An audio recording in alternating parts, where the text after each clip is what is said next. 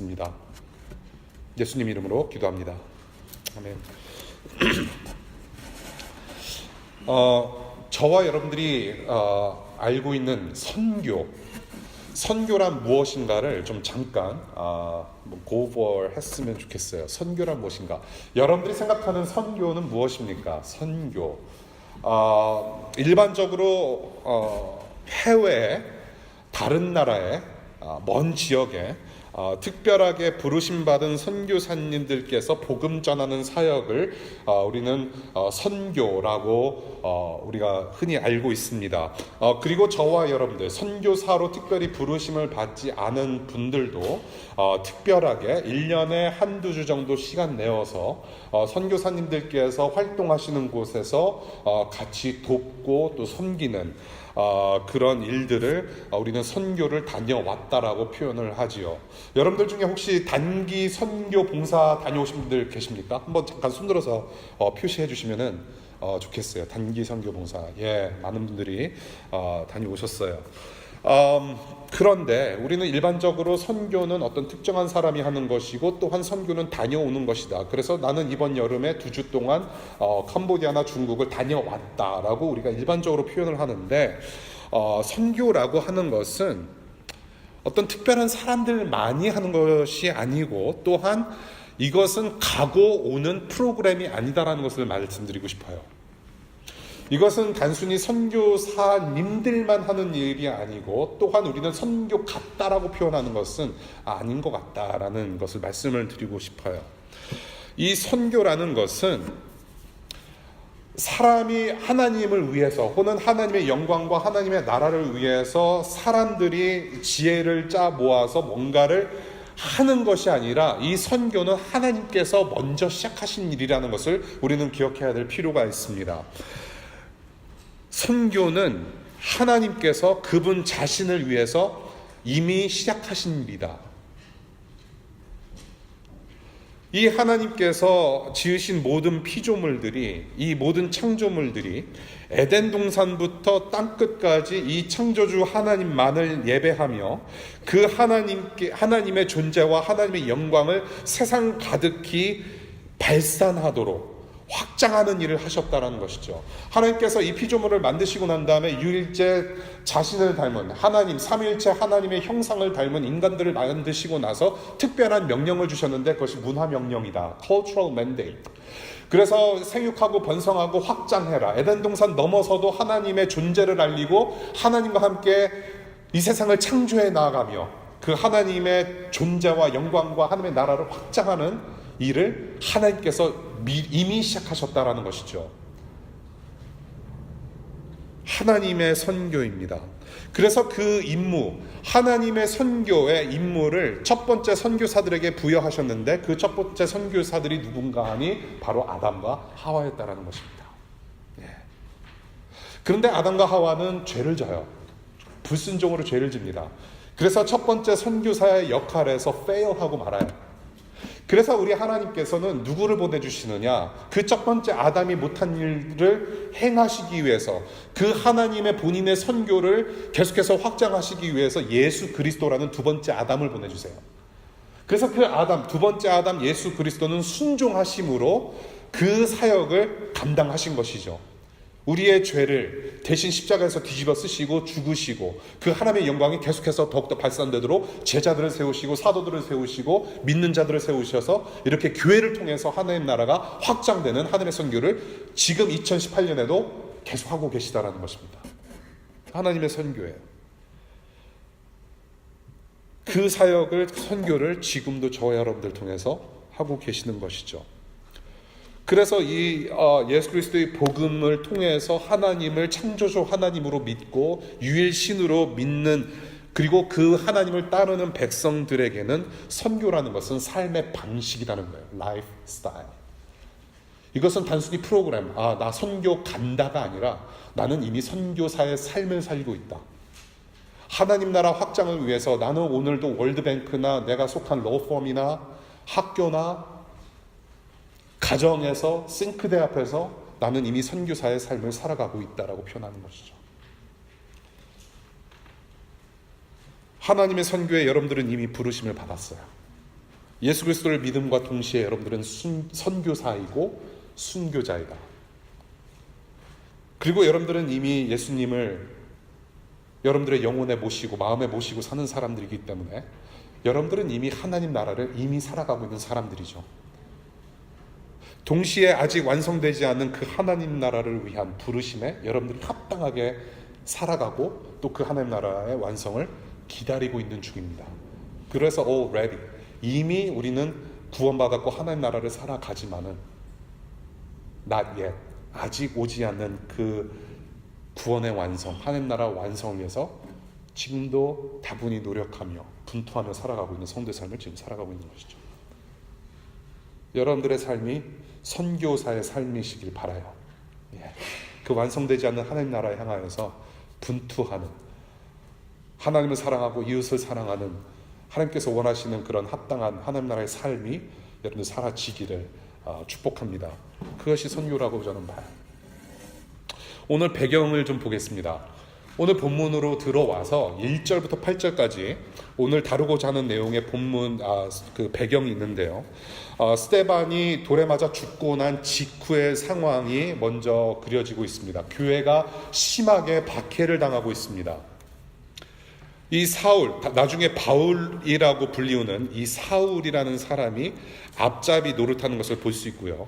엄청난 핍박을 가하는 것을 이 첫 8절에서 보게 됩니다. 첫 3절에서 우리 8장 3절 보겠습니다. 3절에 그런데 사울은 교회를 없애려고 날뛰었다. 그는 집집마다 찾아 들어가서 남자나 여자나 가리지 않고 끌어내서 감옥에 넘겼다. 이것을 그냥 3절 한 구절에 그냥 굉장히 그냥 요약해서 우리는 보고 있는데요. 얼마나 힘들었을까요? 지금 중국에서 일어나고 있는 일이 바로 이 일이에요. 중국의 지하교회, 드러내놓고 예배할 수 없는 사람들이 지금 곳곳에 가정교회에서 예배를 하고 숨죽이면서 할렐루야 아멘을 하고 있고, 그런 힘든 상황 속에서 계속 예배를 하고 있었는데 중국 공안에서, 정부에서 이 사람들을 지금 다 잡아가고 있습니다. 엊그저께 제가 그 잡혀간 목사, 중국인 목사 아내 사모님께서 쓰신 장문에 translate된 영어로 그 번역된 글을, 편지를 제가 읽었는데요. 처참해요. 이런 사람들은 목숨을 내놓고 믿음 생활하는 사람들이죠. 그것을 미리 알고 있었다라고 얘기를 해요. 이 목사 아내 되는 분이 이런 일이 있을 거라는 것을 이미 알았다. 자신은 준비했다. 이 3절에서 우리 새 번역으로 보게 되면 이 개역개정에서는 살짝 그 표현이 좀 굉장히 좀 약한데요. 새 번역으로 보게 되면 여기서 사울과 그 사람들이 크리스찬들을 잡으려고 날뛰었다라는 표현을 씁니다. 날뛰었다. 교회를 없애려고 날뛰었다. 여기서 말하는 날뛰었다는 그냥 이렇게 뛰어다니면서 잡았다라는 얘기가 아니라 그 원어의 의미는 짐승들이 물어뜯어 죽여버린다. 굉장히 포악하고 악랄하고 처참한 상태를 얘기를 하는 거예요. 그렇게 다 싸그리 다 잡아갔다. 그렇게 핍박했다. 믿는 사람들을. 지금 이 크리스찬들, 2000년 전에 이 기독교인들, 지금 스데반이 죽어서 슬픔 가운데 있어요. 야, 우리를 그렇게 섬겼던 그 스데반이 죽었다. 우리와 함께 예배했던 그 스데반이 죽었다. 돌에 맞아 죽었다. 슬프고 두렵기도 해요. 그런데 동시에 교회를 박해합니다. 정말로 짐승들이 막 무리를 막 핥히고 막 죽여버리려고 하는 그런 상황을 지금 맞닥뜨리면서 굉장히 힘든 상황이죠. 그런데 이 믿는 자들이 흩어지지만은 복음의 물줄기는 계속해서 흘러갔다라는 얘기예요. 복음의 말씀을 전했다라고 얘기합니다. 씨 뿌리듯이 흩으면서 복음의 씨앗을 계속해서 뿌렸다라는 표현을 쓰는 거예요. 이 복음의 말씀을 흩어지면서 뿌리고 복음이 확산이 되면서 하나님 나라가 확장이 되면서 지금 이제 그 카메라 앵글이 이 빌립이라는 사람으로 이제 줌인 됩니다. 그러고 나서 이 빌립이 행했던 사역 두 가지를 대표해서 에피소드로 보여줘요. 그것이 오늘의 본문의 배경이에요.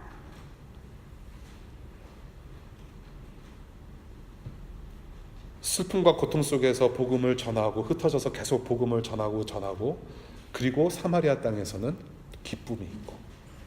저는 그렇습니다. 중국 땅에서 수많은 우리 형제 자매들이 겪고 있는 그런 고통과 박해 끝에는 분명히 기쁨이 있을 것이다. 기쁨이 있을 것이다. 오늘 사마리아 땅, 유다 땅에서 계속해서 복음이 전해진다. 이 지역 기억나죠? 사도행전 1장 8절에서 예수께서 승천하시기 바로 직전에 제자들에게 명령하신 것, 말씀하신 바, 예루살렘과 온 유대와 사마리아와 땅끝까지 이르러 너희들은 내 위트네스, 증인이 될 것이다. 거기서 분명히 예수께서 말씀하신 유대와 사마리아라는 땅에서 지금 실제적으로 복음이 전파되고 있는 것이죠. 예루살렘에서 떠나서 박해로 떠났지만은 계속해서 하나님 나라가 확장되는 큰 그림이 계속해서 보여지고 있다. 오늘 빌립이 사역한 두 가지 대표되는 에피소드. 첫 번째는 이 사마리아 땅에서 복음을 전하는데 많은 사람들이 복음을 듣고 기적을 체험하면서 예수 그리스도를 받아들이고 그런 기적이 계속 일어나는 가운데 한 사람을 포커스합니다. 그 사람은 사이몬이라는 마술사예요. 예, 마술사예요. 근데 처음에는 믿는가 했더니 나중에는 이제 막말로 뽀록이 나요. 예, 믿음이 없었다. 그리고 또 한 에피소드는 이 내시입니다. 내시. 여러분들 내시가 무엇인지 아시죠? 우리 조선 역사에도 보면은 이 내시들이 이 왕을 쫓아다니면서 이렇게 수발 들고 그러지 않았습니까? 예. 잘 모르시면은 그냥 이렇게 구글 한번 해보세요. 네이버 검색하시면 내시가 무엇인지 나오죠. 이 이디오페에서 온 내시를 만나는 장면입니다. 예, 만나고 나서 변화되는 그런 에피소드를 그리고 있는데요. 이 두 에피소드를 통해서 하나님 나라 큰 그림을 보고 싶다. 하나님께서 하나님 나라를 확장하시는 그 방법은 무엇인가를 오늘 큰 그림, 오늘 본문을 통해서 보겠는데요. 세 가지 보겠습니다. 하나님께서 그분의 선교, 하나님 나라를 이루시는 세 가지 방법. 첫 번째, 선교의 주체는 성령님이시다. 사도행전의 관전 포인트, 교회와 성령이다. 하나님의 선교는 선교에 하나님께서 이루십니다, 여러분. 성령 하나님께서 주도적으로 여러분들을 이끄시고 사람들을 무브하시고 바꾸셔서 계속해서 하나님 나라의 씨앗이 계속해서 뿌려지도록 성령 하나님께서 움직이십니다. 성령 하나님의 역사입니다. 하나님 나라의 역사는 성령 하나님의 역사이고 저를 비롯해서 여러분들이 속해 있는 교회, 여러분들이 한국이나 오하이오나 조지아나 여러분들이 속해 있는 교회의 역사는 바로 성령의 역사예요. 성령께서 수많은 믿음의 사람들을 움직이셨어요. 오늘 본문을 보니까 성령 하나님은 수많은 사람들을 물론 움직이셨을 뿐만 아니라 이 빌립이라는 특정한 사람도 움직이셨어요. 유대와 사마리아에 이르러 증인되라는 명령에 이 빌립이라는 사람은 성령의 주권적인 인도하심에 순종했던 사람이죠. 우리 먼저 26절과 29절 보겠습니다. 8장 26절과 29절. 성령께서 어디로 가라 말씀하시면서 지시하시는 장면이죠. 26절. 주님의 천사. 여기서 말하는 주님의 천사는 성령으로 이해하시면 좋을 것 같아요.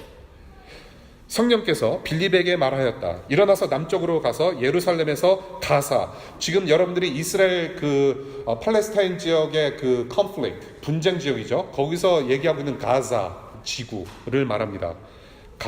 가사로 내려가는 길로 가거라. 그 길은 광야길이다. 천사가 그렇게 가라고 명령을 해요. 직접 말씀하십니다. 그리고 순종합니다.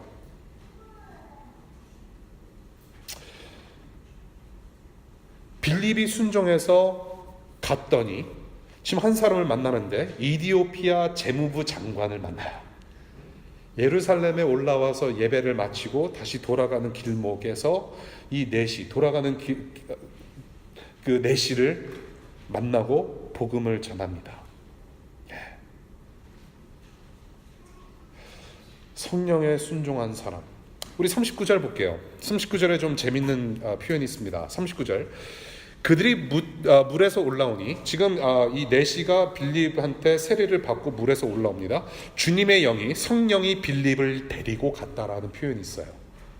그래서 내시는 그를 더 이상 볼 수 없었지만 기쁨에 차서 가던 길을 갔다. 그리고 40절 보니까 빌립은 다른 데 나타나요. 다른 지역에. 그러니까 마치 뭐 순간 이동 같은 뭐 그런 뉘앙스인 것 같아요. 성령이 데리고 갔다. 성령께서 이 빌립을 인도하셨다. 성령의 주도가 확인되는 본문을 우리가 보고 있는 것이죠. 예. 성령께서 말씀하셨고 말씀하신 대로 그 지역에 가서 그 한 사람 만났고 복음을 전했고 그 다음에 복음을 다 전한 뒤에 성령께서 다른 데로 확 데리고 가시고. 그런데 여러분, 제가 여러분들께 이메일로 또한 몇 주 전부터 말씀드린 게 있죠. 미리 본문을 읽어오시라. 예.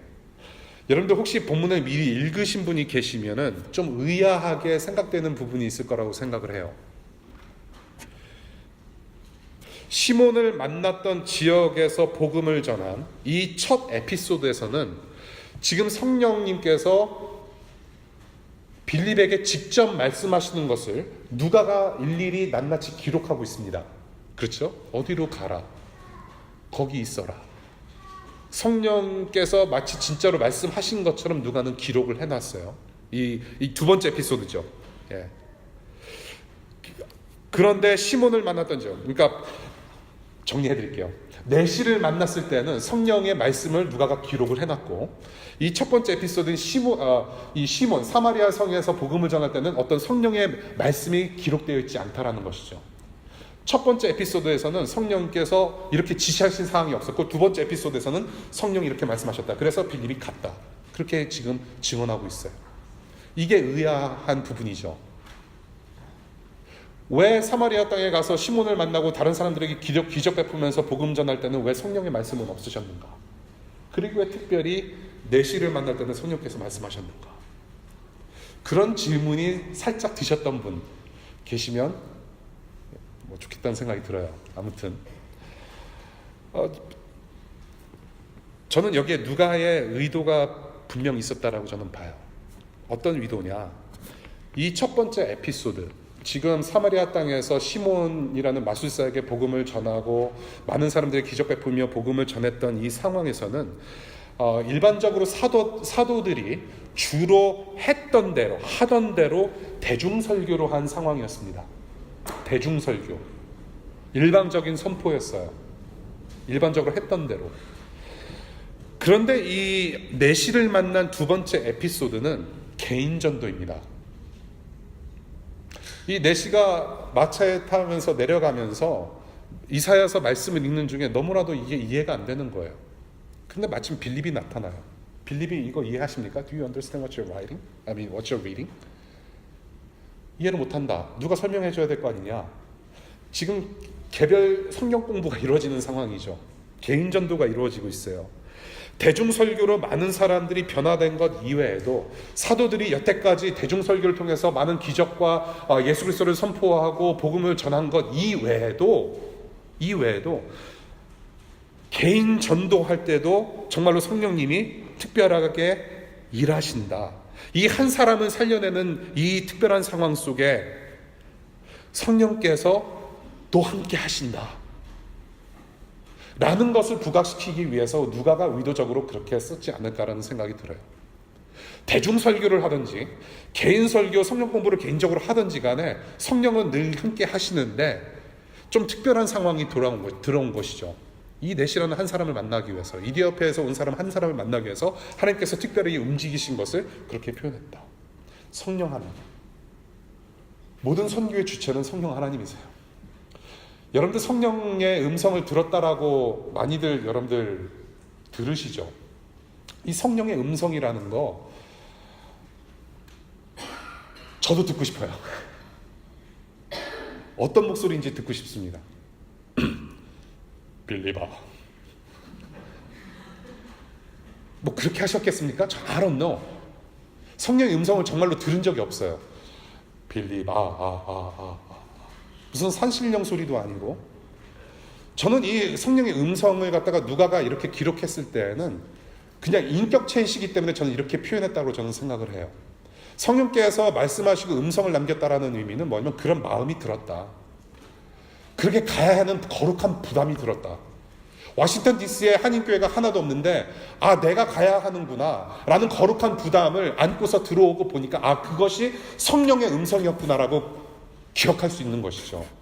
저는 그렇다고 생각합니다. Anyway, 좀 그것이 중요한 것이 아니라 성령께서 함께 하셨다. 성령께서 인도하신다. 주체자가 되셔서 이 선교, 하나님의 선교를 주도하신다라는 것입니다. 대중 앞에서 복음 설교하든지 개인 전도를 하든지 성령께서 늘 인도하신다. 그래서 성령님을 우리가 이야기를 할 때 성경에서 다뤄지는 이 성령 하나님은 별명이 꽤 많습니다. 여러 가지 그 이름이 있어요. 성령은 보혜사이시기도 하고 뭐 하나님의 신이라고 표현하기도 하고, 여기 오늘 본문에서 볼 수 있는 성령님의 별명은 선교의 영이라고 저는 하고 싶어요. 선교의 영이다.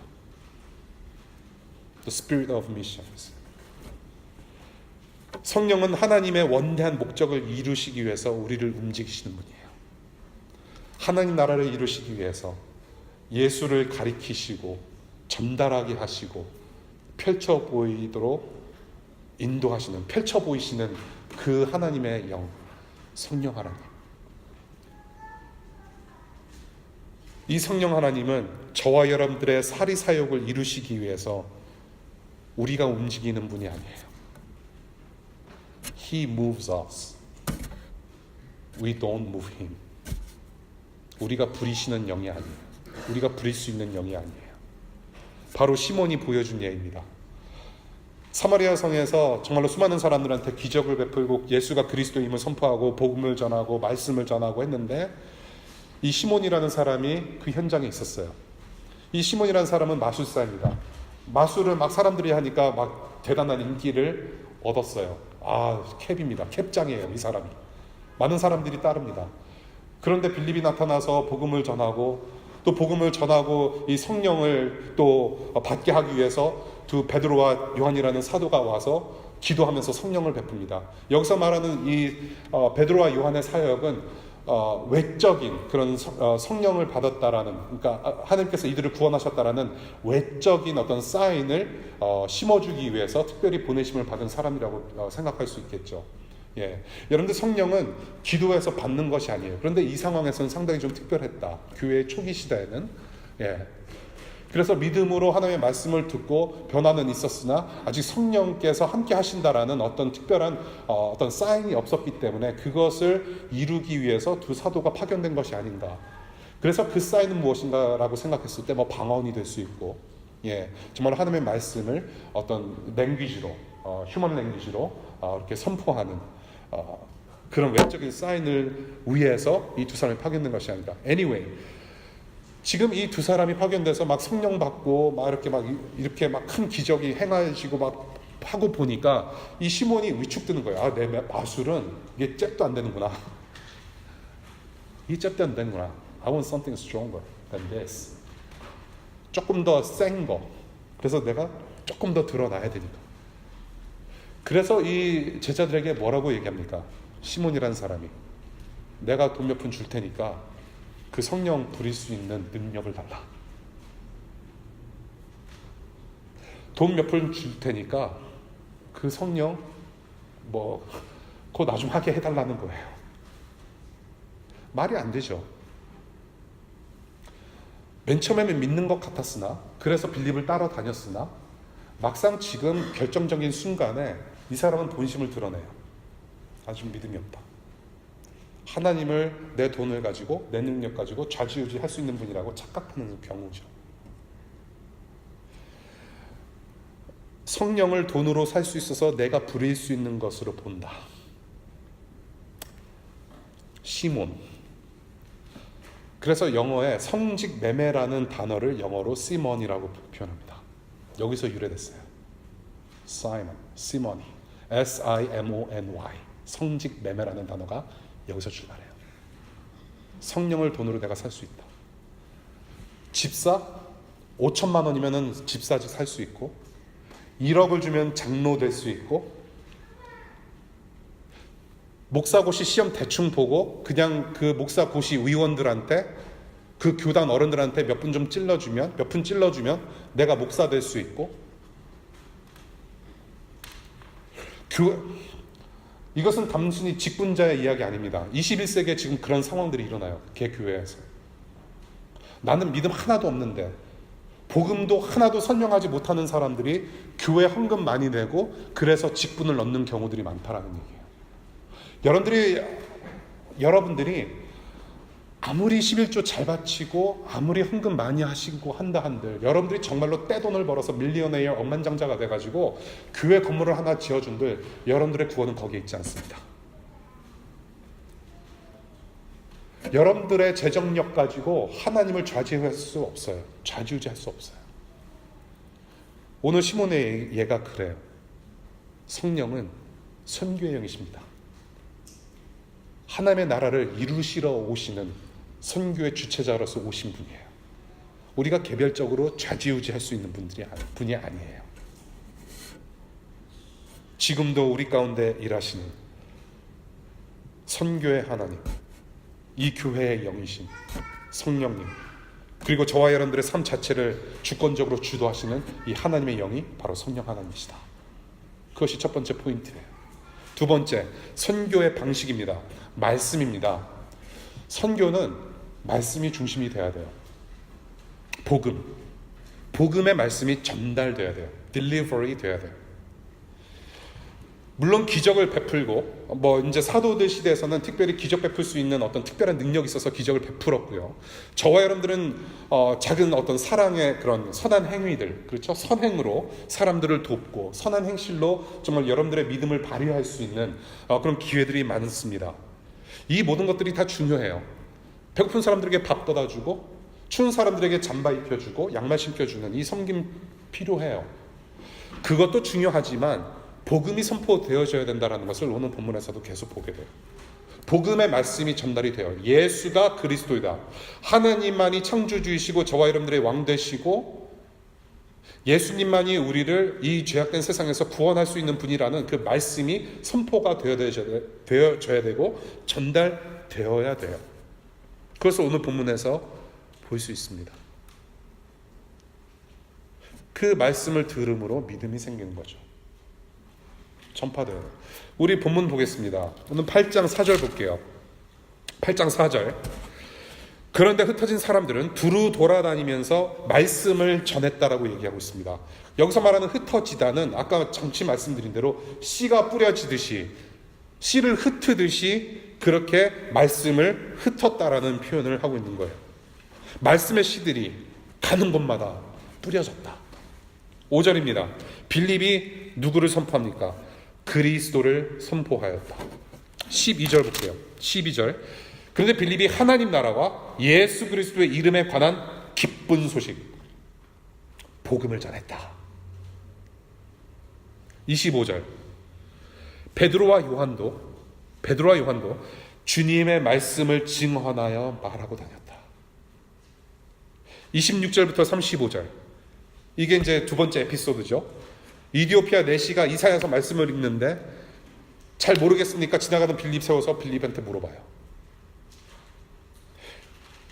물어보니까 35절에 빌립은 입을 열어서 이 성경 말씀, 이 본문, 지금 성경 공부하고 있는 이 본문으로부터 시작해서 예수에 관한 기쁜 소식을 전했다. 지금 이사야서를 이디오피아 내시가 지금 읽고 있는데 도무지 understand, 모르는 거예요.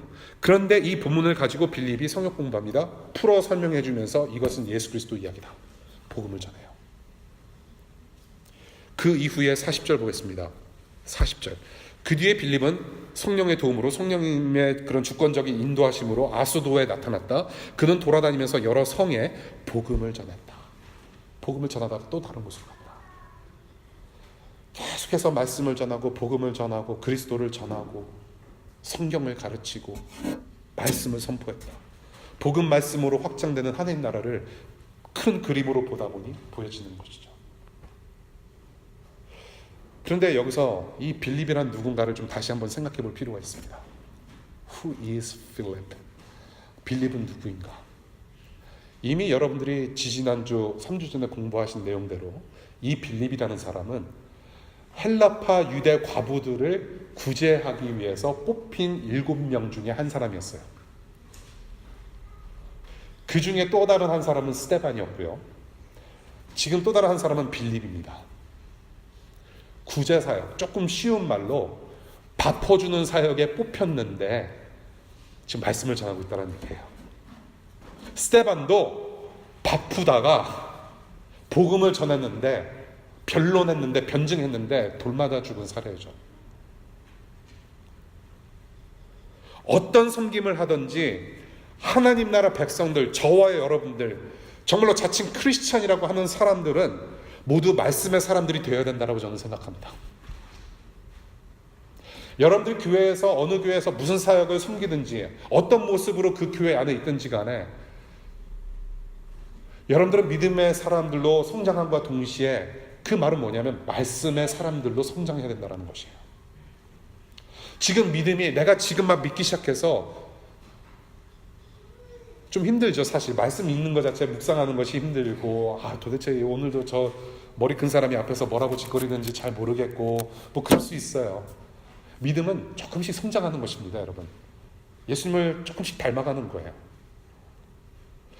그런데 어느 정도 성장을 하면 누군가가 길에서 물어볼 수 있어요. 이 이사야서 내가 좀 읽는데 도무지 understand. 모르겠다.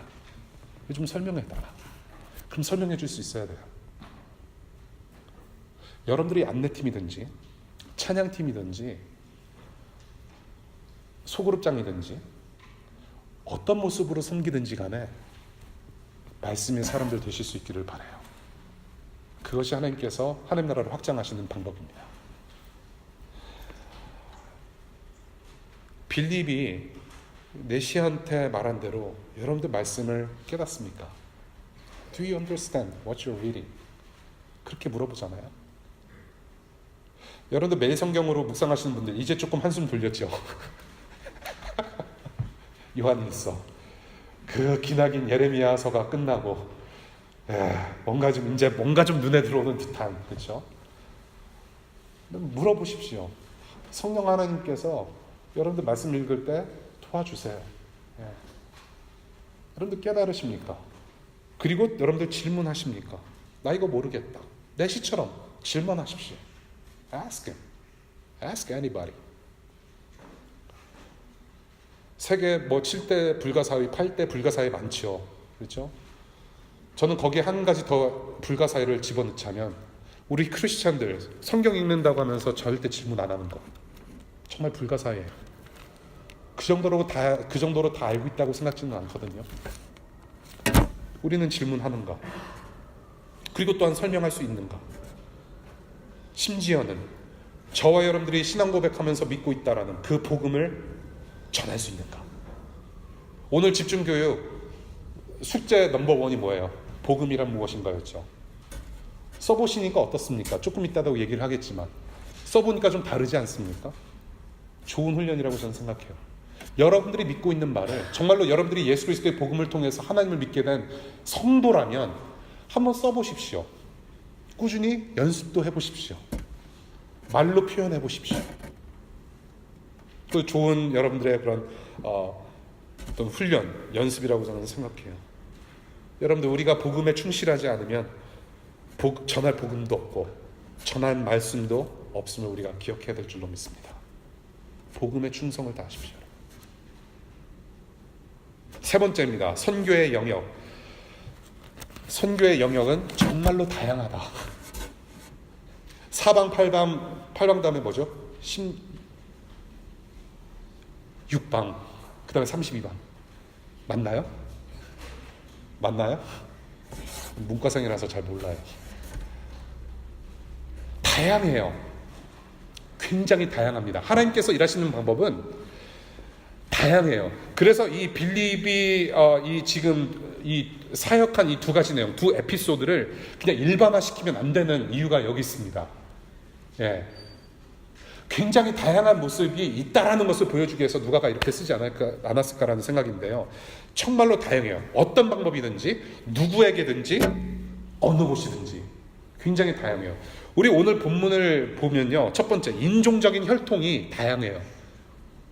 제자들과 빌립이 전한 사람들, 말씀을 전한 그 대상들이 다양해요. 사마리아인들입니다. 이제는 예루살렘을 떠나서 빌립이 뛰쳐나와가지고 사마리아인들, 예수께서 말씀하신 대로 예루살렘과 유대와 사마리아 그 땅에 와서 전해요. 그런데 이 사마리아는 굉장히 다른 정통 유대인들이 거리끼는 지역입니다.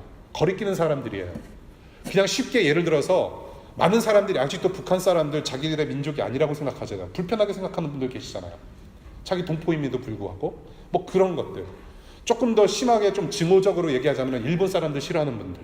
물론 같은 혈통 같은 민족은 아니지만 거리끼는 분들이 계시잖아요. 그 정도로 자기 유대인 같은 핏줄이 섞여 있음에도 불구하고 거리를 두는 사람들이 바로 사마리아인들이었어요. 유대인들은 이 사마리아인들을 싫어했습니다. 예로부터 인종적으로 짬뽕이 되어 있거든요. 같은 하나님을 믿는다면서도 뭔가 달라요. 그런 사람들에게 지금 제자들과 빌립이 와서 복음을 전했다. 그리고 여기 넷이 이디오피아 사람입니다. 아무래도 흑인이겠죠. 그런데 이 이디오피아는 지금 우리의 생각대로 국가를 나누는 행정의 어떤 경계가 아니라 약간 수단 쪽 가까운 이디오피아였을 것이다라는 추측들이 있습니다. Anyway, 아프리카 흑인이 왔어요. 복음을 전합니다. 두 번째, 사회적 신분이에요. 수많은 사람들, 특별히 귀신 들린 자, 중풍병자, 장애인들, 이렇게 사회적 약자들에게도 복음을 전했어요. 사회적 약자들이 있는가 하면 사마리아인들, 그렇죠? 어떤 사회적으로 굉장히 따돌림 당하고 있는 사마리아 사람들에게도 복음을 전하고 있고요. 또 이디오피아 내시, 그런데 내시인데도 이 사람은 재무부 장관이에요. Secretary of Treasury. 괜찮지 않습니까, 이 정도면? 네. 고위 관료가 지나가는데 붙잡고 말씀을 전해요. 여러분들 정말 이 DC에 지나가다가 트럼프 대통령이 햄버거 사 먹으러 나왔을 때 내가 2 코린티안스 고린도후서 내가 잘 이해를 못했다. 여러분들께 물어봤을 때 복음을 전할 수 있으면 좋겠어요. 뭐 국회의원이든지 간에 아무튼 IMF 총재든지 간에 오케이? 사회적 신분 넘어서 다 전했다. 세 번째, 종교적 성향입니다. 이 마술사 시몬은 사실 악한 영을 섬기고 있는 사람이죠. 마술이라는 것은 악한 영을 섬긴다는 뜻이에요. 참 재밌죠? 이 넷이 사실 종교적 성향이 보여요. 약간 달라요. 우리가 좀 본문을 이렇게 깊숙이 우리가 이제 파헤치긴 좀 그렇지만은 시간적으로 간단히 말씀드려서 이 사람은 지금 예루살렘에 다녀와요. 이방인은 아닌 것 같아요. 아무래도 아프리카 지역 이집트에서 나와가지고 어떻게 유대인의 혈통을 가진 아프리카 사람이라고 보는 편인데 지금 예루살렘에서 자기가 섬기는 하나님을 예배하러 옵니다. 근데 예배는 했는데 다시 내려오면서 이사야서 말씀이 이게 무슨 말씀인지 모르겠다라는 얘기예요. 그 말은 뭐냐면 아무리 여러분들이 예배를 해도 말씀을 이해하지 못하면은 꽝이라는 얘기입니다. 그거를 예로 보여주는 사례예요. 그러니까 이 사람은 굉장히 영적으로 외로운 사람입니다. 예루살렘에 먼 길 마차 타고 왔는데 예배는 했다라고 하는데 정작 그 하나님께서 허락하신 기록된 말씀은 이해를 못해요. 희한한 케이스입니다. 어떻게 보면 종교적으로는 종교의 그런 어떤 모습은 있지만은 성향은 보여지지만은 아직 부족한 상태. 여러 종교 전통을 지금 지니고 있는 사마리아인들, 종교적 성향, 그것을 뛰어넘어서 복음을 전해요. 네 번째, 지리적 한계입니다. 지리적 한계. 이미 다 얘기 나눈 거니까요. 우리 한번 지도 보겠습니다. 저 지도를 이제 구두를 해서 포왔는데요. 빌립이 어디로 왔다 갔다 했는가. 지도를 보니까 제가 지금 포인터가 없어요. 저 예루살렘 보이십니까? 중간 유대라고 써있는 바로 위에 예루살렘이 있습니다. 그런데 오늘 8장의 그 말씀을 읽게 되면 예루살렘에서 사마리아로 내려갔다라는 이야기가 있어요. 그런데 사마리아는 어디 있냐 하면 북쪽에 있습니다. 사마리아. 주로 북쪽에 지역이 있으면은 예를 들어서 서울에서 개성으로 올라가는 거 아닙니까? 지리적으로 북쪽에 있으니까. 근데 일반적으로 예루살렘에서 사마리아 갈 때는 내려갔다라는 표현을 쓰는 이유가 예루살렘은 고지대이기 때문에 그렇습니다. 사마리아는 저지대예요. 그러니까 사마리아는 내려갔다라는 표현을 씁니다. 자, 빌립이 예루살렘에서 사마리아 땅으로 가서 복음을 전해요. 그러고 나서 쭉 그 성령님의 그 말씀을 듣고 남쪽으로 내려와서 내려가는 길목에 이디오피아를 만납니다. 저 빨간 표시요. 화살표. 그러고 나서 성령의 이끌리심을 당해서 아소도라는 서편에 아소도 해변가 도시로 가서 복음 전하다가 다시 저 위로 올라가서 가이사랴. 빨간 화살표 끝나는 시점. 거기까지가 오늘 본문의 내용이에요. 굉장히 다녔어요. 올라가고 내려가고 꺾고 다시 올라가고. 저는 저거 보면서 무엇이 생각나면요. 일단 포항에서 시작해서 강릉까지 올라가는 사마리아. 그 다음에 저 강릉에서 저 남쪽 여수 찍고 그 다음에 저 아소도라는 목포 찍고 다시 가이사랴라는 인천에 올라가는 그 남한의 지도가 딱 생각나요. 거의 팔도 강산을 다 누리면서 복음을 전했던 사람입니다.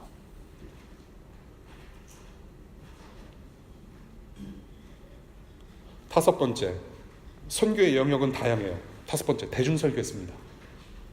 대중설교하면서 수많은 사람들에게 복음을 씨앗을 다 뿌렸어요. 여섯 번째, 개인전도했습니다. 너무나도 다양해요. 하나님께서 여러분들을 쓰시는 루트는 다 달라요.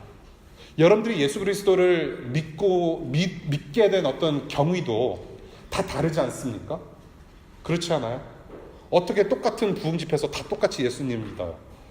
어떻게 똑같은 수양회에서 다 마지막 날에 불 끄고 했더니 예수님 어떻게 다 그래요? 어떤 사람은 주일 예배에서 정말로 하나님 만났고, 어떤 사람은 수양회 가서 만났고, 어떤 사람은 자기 방 안에서 가만히 성경책을 보는데 하나님을 만났고. 제가 미국에 와가지고 친구들하고 그 오락실을 갔어요. 아케이드. 그 메릴랜드에서 사시는 분들, 위튼에 거의 없을 것 같아. 예. 오락실이 큰 게 있어요. 근데 제가 16살 때, 10학년 때 그 주급으로 돈 받은 거 저기 일해서 한 걸로 놀러 갔는데 거기 주인 아저씨가 백인 아저씨예요. 근데 조금 무섭게 생겼어요. 삐쩍 말라가지고 키 크고 머리도 장발이에요. 아마 내가 볼 때는 락스타 같아요. 좀 헤비메탈 중금속 음악을 좀 하신 분 같아요. 막 문신도 있고. 근데 이 주인 아저씨가 이렇게 돈 거슬러 주면서, 그때는 한참 전이니까 돈 이렇게 빼주는 기계가 없었어요. 일일이 한 사람이 코어로 바꿔줬어요. 근데 이 사람이 담배를 퍽퍽 피면서 성경을 읽어요. 전 거기서 은혜 받았어요.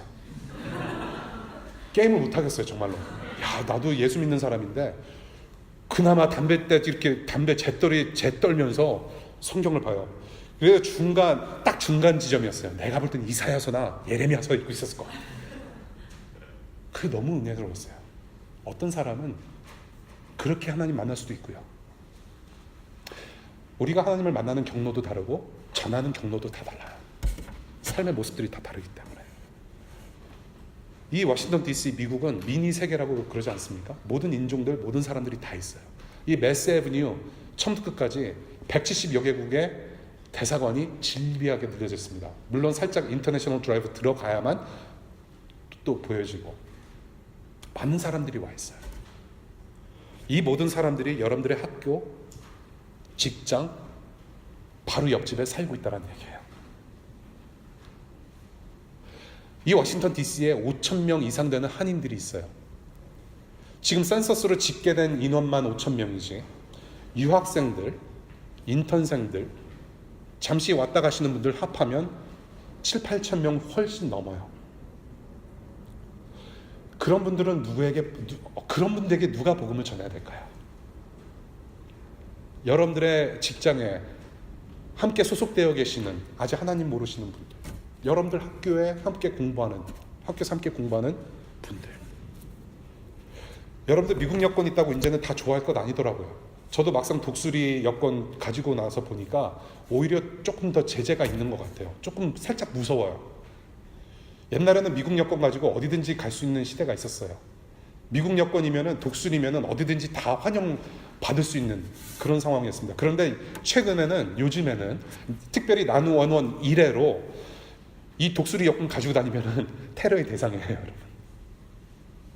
오히려 한국 여권 좋습니다. 혹은 G4. 국제기구 소속되어 계신 분들, 한국 여권이든지 여러분들 G4 비자 가지고 계신 분들 세계 어디든 갈 수 있습니다.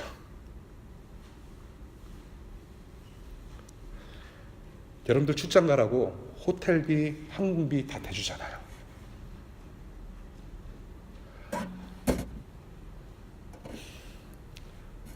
사람 사는 곳에는 분명히 할 일이 있습니다.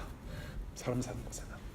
그곳이 DC가 됐든지 다른 나라가 됐든지 미국 서부가 됐든지 하나님의 사랑을 그대로 투영할 수 있는 여러분들 되시기를 축복합니다. 그것이 우리가 살아가야 할 하나님 나라의 백성으로서의 합당한 삶의 방식입니다. 설교가 또 길어졌습니다. 아직 한참을 더 해야 되는데 오늘도 통역하시는 우리 연주씨 수고 많습니다. 애들립이 3분의 1을 달리다 보니까 제가 한 말씀만 말씀을 드리고 말씀 맺을게요. 아직 믿음이 없으신 분들, 여러분들이 교회를 이렇게 경험하시는 것은 누군가의 어떤 인도, 도움이 있어서라고 생각이 됩니다.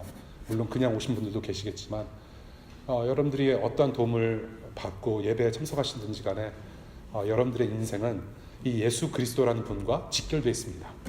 예. 여러분들을 너무나도 사랑하셔서 하나님께서 예배에 참석하게 하셨고 또 이렇게 지루하나마 이 설교를 들으실 수 있게 되었는데요. 하나님께서 정말로 여러분들을 사랑하신다는 것을 여러분들 생각해 보시고 예수 그리스도를 여러분들의 주인으로, 하나님을 정말로 하나님으로 믿는 믿음이 생겨나시기를 간절히 축복합니다. 이미 믿음의 여정을 걸어가시는 분들께 딱 한마디, 지금 여러 마디, 지금 1시간을 더 해야 되는데 딱 한 말씀만 드릴게요. 여러분들 복음을 뿌리십시오. 여러분들이 영적인 신앙생활이 드라이한 이유 중에 하나가 여러 가지 이유가 많을 수 있는데 복음을 전하지 않으면 드라이 될 수 있습니다. 하나님 나라에 대한 그런 도전의 의식이 없으면 드라이 될 수가 있어요. 주저앉은 것 같고 이제는 일어서십시오. 내가 다니는 학교와 직장에 혹은 가정에 내가 사랑해야 될 사랑의 대상이 누구인지 기도부터 시작하시고 말씀 공부하시고 복음을 연구하시고 그대로 뿌리실 수 있기를 바랍니다. 뿌리셔야 돼요. 그래서 예수님은 씨 뿌리는 자의 비유를 들으셨죠. 이 씨 뿌리는 자의 비유는 마음밭이 가시밭이고 돌밭이고 저는 거기에 포인트가 있다고 생각하지 않습니다. 만약에 정말로 여러분들이 말씀을 듣는 그 설교를 듣거나 말씀을 읽고 듣는 데 있어서 정말로 하나님의 말씀이 뿌리 박히는 어떤 그런 마음밭을 강조하신 비유였다면은 예수님께서 그래, 네 마음밭은 이렇게 해서 걸러져야 된다라고 분명히 말씀하셨어야 됐어요. 근데 그 비유는 씨 뿌리는 자의 비유입니다. 지금 제자들을 모아놓으시고 귀 있는 자는 들을지어다라면서 제자들에게 뭐를 말씀하시냐면 하나님 나라는 뿌려야 된다. 복음이 뿌려질 때 완성된다라는 것을 말씀하시는 거예요. 그랬더니 어떤 말씀의 씨앗들은 열매도 안 나고 어떤 열매는 싹 다 죽어버리고 어떤 열매는 30배, 6배, 100배의 열매를 맺고 그러니까 결국에는 제자들에게 위로의 말씀을 주시지 않았나 저는 그렇게 생각합니다. 복음을 뿌렸는데 이렇게 시몬처럼 이런 사람도 있고 믿는 것 같았는데 결정적인 순간에 아니에요.